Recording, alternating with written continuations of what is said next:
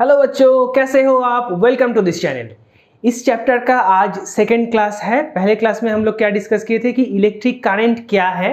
Liquid के through electric current कैसे पास करता है और क्यों पास करता है, उसे इलेक्ट्रिक करंट अगर लिक्विड के थ्रू पास करता है तो उसमें क्या चेंजेस आते हैं। फिर हम लोगों ने डिस्कस किया था कि इलेक्ट्रोलाइट किसे कहते हैं और उसका जो डिविजन है, स्ट्रॉन्ग इलेक्ट्रोलाइट, वीक इलेक्ट्रोलाइट, उसके बारे में हम लोग डिस्कस किए थे।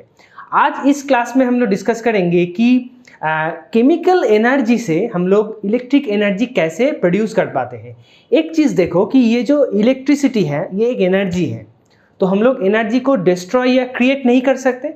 हम लोग क्या कर सकते हैं, एक एनर्जी फॉर्म को दूसरे एनर्जी फॉर्म में ट्रांसफॉर्म कर सकते हैं। मतलब इलेक्ट्रिकल एनर्जी को पाने के लिए हम लोग को किसी और एनर्जी फॉर्म को ट्रांसफॉर्म करके इलेक्ट्रिकल एनर्जी प्रोड्यूस करना होता है। तो आज इस क्लास में हम लोग देखेंगे कि केमिकल एनर्जी को कैसे ट्रांसफॉर्म करके हम लोग इलेक्ट्रिकल एनर्जी प्रोड्यूस करते हैं। So without wasting any time, let's get started.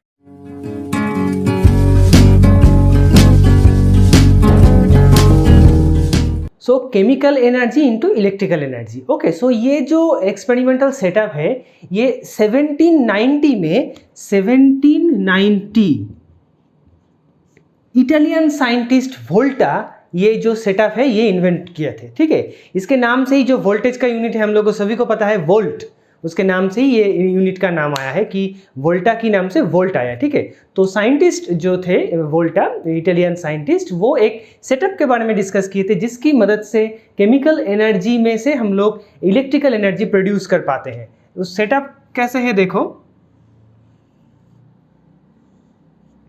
Okay, यहाँ पे एक जिंक रॉड और एक कॉपर रॉड यहाँ पे डिप किया हुआ है और ये जो सॉल्यूशन है that is dilute H2SO4, that means sulphuric acid. Okay, dilute SO4। Okay, and this one is copper rod, this one is zinc rod. Okay, तो अगर इसको हम लोग यहाँ पे डीप करेंगे तो यहाँ पे केमिकल रिएक्शंस होगा। ठीक है, और ये रिएक्शंस होके यहाँ पे एक वोल्टेज जनरेट होगा। तो अगर हम लोग ये एक्सटर्नल सर्किट को एक टॉर्च का जो बल्ब है या LED है वहाँ से हम लोग कनेक्ट करेंगे तो यहाँ पे क्या होगा कि एक करंट का फ्लो होगा और यहाँ पे बल्ब जो है वो ग्लो करेगा। ठीक है, तो ये क्या है देखो, ये केमिकल एनर्जी जो है, मतलब ये जो सॉल्यूशन है, ये सॉल्यूशन एक केमिकल चीज़ है। ओके, सो यहाँ पे केमिकल रिएक्शंस होके केमिकल एनर्जी जो है वो इलेक्ट्रिकल एनर्जी में कन्वर्ट हो चुका है, जिसकी मदद से ये जो बल्ब है वो ग्लो कर रहा है। ठीक है, सो ये जो सेटअप है ये that is the conversion of chemical energy into electrical energy. ये कौन डिस्कवर किया था? Italian scientist Volta in 1790। Okay, तो this is the basic setup to create the electrical energy from the chemical energy. अब हम लोग इसी का उल्टा चीज देखेंगे, दैट मीन्स यहाँ पे केमिकल एनर्जी से हम लोग इलेक्ट्रिकल एनर्जी हम लोग को मिल रहा है। अगर हम लोग इसी सेटअप में यहाँ पे एक एक्सटर्नल सोर्स डाल के, एक्सटर्नल बैटरी सोर्स डाल के हम लोग जो इलेक्ट्रिसिटी फ्लो है वो इलेक्ट्रिसिटी फ्लो करवाएंगे तो क्या होगा वो हम लोग देखेंगे। सो chemical effect of electric current, that means एक सोल्यूशन में अगर हम लोग इलेक्ट्रिक करंट पास करवाएंगे तो वहाँ पे क्या क्या इफेक्ट होगा। Okay, this is a basic arrangement of this experiment. यहाँ पे देखो दो ग्राफाइट रॉड है जिसके थ्रू हम लोग इलेक्ट्रिसिटी पास करवा रहे हैं। ओके, और ये जो है ये सिंपल सा टैप वाटर है। तो हम लोग देखेंगे कि ये इन दोनों रॉड में थोड़ा गैस का बबल्स हम लोग को दिखने मिलेगा। ठीक है, तो एक जहाँ पे पॉजिटिव साइड्स में जो रॉड कनेक्टेड है, दैट मीन्स जो एनोड है वहाँ पे ऑक्सीजन बबल्स दिखेगा, और जहाँ पे कैथोड है मतलब नेगेटिव साइड से कनेक्टेड है तो उसमें हाइड्रोजन बबल्स दिखेगा। ठीक है, सो इस तरह से हम लोग ये जो इलेक्ट्रिक करंट जो है वो पास करने से कोई भी सॉल्यूशन में क्या इफेक्ट आता है वो हम लोग यहाँ पे देख सकते हैं। तो ये जो केमिकल रिएक्शन है ये दो चीज़ पे डिपेंड करता है।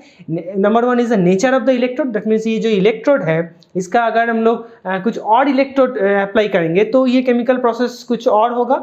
Next is the nature and concentration of the solution, that means ये जो सॉल्यूशन हम लोग यूज कर रहे हैं इसका नेचर एंड कॉन्सेंट्रेशन, ये डाइल्यूट है या डेंस्ड है, इसके ऊपर डिपेंड करके ये केमिकल प्रोसेस होगा।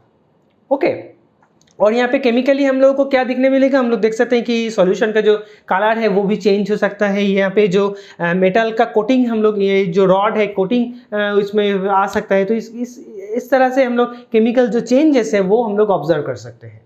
Okay, so this is the chemical effect of electric current. That means हम लोग पिछले बार क्या किए थे कि एक सॉल्यूशन में हम लोग दो रॉड हम लोग डिप किए थे और हम लोग को इलेक्ट्रिसिटी मिल रहा था। यहाँ पे हम लोग क्या किए हैं कि इलेक्ट्रिसिटी हम लोग पास कर रहे हैं और दिख रहे हैं कि उस सॉल्यूशन में क्या क्या चेंजेस आ रहे हैं। इस प्रोसेस से हम लोग बहुत सारा चीज़ प्रैक्टिकली हम लोग कर सकते हैं, वो हम लोग इसके बाद में डिस्कस करेंगे। That means the application of this process. So these are some applications of this process. First one क्या है, extraction of metal from its ores. That means उसका जो raw material है ores है, उसमें से metal को extract करने के लिए हम लोग वो जो process है वो हम लोग use करते हैं। एक solutions के through हम लोग जो electric energy है और electric current है वो pass करवाते हैं, तो वो pure जो metal है वो निकल के आता है। ठीक है, जैसे कि aluminium, sodium, potassium, calcium are extracted by this method. Okay, next one is the electro refining of metal. That means जो impure metal है उसको refine करके pure metal वहाँ से निकालने के लिए हम लोग वो process use करते हैं। Okay, pure metal from the impure one by electrolysis process से हम लोग इसे निकालते हैं। जैसे कि electro refining of copper rod is made by cathode and the impure copper rod as anode, okay, with copper sulfate solution taken as electrolyte. That means वो जो electrolyte है उसको, उसका जो solution है वो copper sulfate के solution से हम लोग अगर ये electrolysis process करते हैं तो वो निकल के आता है, pure जो copper है वो निकल के आता है। Next one is the electroplating. That is a very common जो यूज होता है वो ये प्रोसेस है, depositing a thin layer of any desired metal then and on another material. Means किसी भी एक मेटल के ऊपर अगर दूसरा मेटल का हम लोग अगर कोटिंग उसमें करना चाहते हैं तो हम लोग को ऐसे कोटिंग नहीं होता है, हम लोग इलेक्ट्रोप्लेटिंग की मदद से हम लोग वो कोटिंग करते हैं। ठीक है, उसका कुछ प्रोसेस है। The article to be electroplated should be made the cathode of an electrolytic cell. That means जो सेल था हमारा, मान लो ये जो सेल था,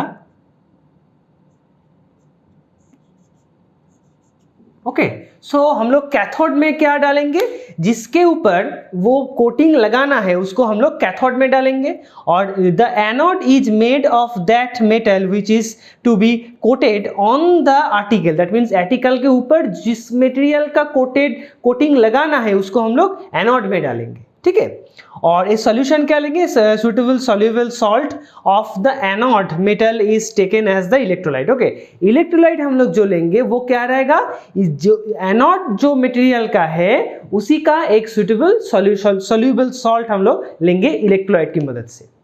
ठीक है, सो ये इस प्रोसेस से क्या क्या प्रैक्टिकल एप्लीकेशंस होता है, क्यों हम लोग वो करते हैं, वो हम लोग इसके बाद देखेंगे। So these are the applications of electrolysis जो हम लोग करते हैं। First one is the extraction of metal, second one is the electro refining and third one is the electroplating. अब हम लोग देखेंगे इसी प्रोसेस का जो प्रैक्टिकल एप्लीकेशंस है वो क्या है। सो ये कुछ प्रैक्टिकल एप्लीकेशंस है इलेक्ट्रोलाइसिस का। पहला क्या है देखो, टू इम्प्रूव देयर अपीयरेंस। मान लो कि तुम्हारा बाईसाइकिल्स का जो हैंडल है या जो बाथरूम्स का जो टैप लगाते हैं हम लोग, वो क्या होता है, वो एक सिल्वर कलर का एक शाइनी लुक्स हम लोगों को मिलता है, पर वो एक्चुअली क्या है, जो मैक्सिमम केस में आयरन का बना होता है, और आयरन के ऊपर हम लोग क्रोमियम या निकल का जो है वो इलेक्ट्रोप्लेटिंग कर देते हैं। ठीक है, तो इसकी वजह से क्या होता है, उसका जो अपीयरेंस है, उसका जो लुक्स है वो अच्छी हो जाती है। ठीक है, सो ये क्या होता है कि बाईसाइकिल्स हैंडल टैप उसमें निकेल या क्रोमियम का हम लोग एक कोटिंग इलेक्ट्रोप्लेटिंग करके हम लोग एक कोटिंग डाल देते हैं। ओके, सो इसके लिए क्या होता है कि उसका जो अपीयरेंस है वो इंप्रूव हो जाता है। Okay, next is to provide protection, protective और स्ट्रेंथनिंग कोटिंग। दैट मीन्स इसी को मान लो कि जो टैप होते हैं, जो हमारा बाईसाइकिल्स के जो हैंडल बेल्स वगैरह होते हैं, जो हमारा जो शाइनिंग लुक्स देते हैं, वो सिर्फ लुक्स के लिए नहीं, हम लोग उसे कोटिंग करते हैं कोरोसन से बचने के लिए भी। ठीक है, सो हम लोग कोरोसन से अगर कोरोसन उसमें ना आए इसलिए हम लोग एक निकल के जो है वो कोटिंग कर देते हैं। ठीक है, सो उसके लिए क्या होता है कि एक प्रोटेक्टिव कोटिंग बन जाता है और उसमें एक अलग से स्ट्रेंथ भी मिलता है। Okay, next one is to minimise the cost. So minimise the cost means देखो जो गोल्ड है वो एक कॉस्टली प्रोडक्ट है, तो वो गोल्ड हम लोग किसी भी चीज़ को, हम लोग सभी को गोल्ड से हम लोग बना नहीं सकते, ठीक है। सो हम लोग क्या कर सकते हैं, उसके लिए हम लोग सिल्वर में गोल्ड का कोटिंग डालने से वो लुक्स क्या होता है कि गोल्ड का हो जाता है। तो इसमें लिए क्या होता है कि गोल्ड का लुक भी हम लोग को मिलता है और कॉस्ट भी हम लोग को मिनिमम हो जाए, तो that's why the gold plating. So these are the practical applications of electroplating और इलेक्ट्रोलाइसिस प्रोसेस। सो सभी इलेक्ट्रोलाइसिस प्रोसेस से होता है।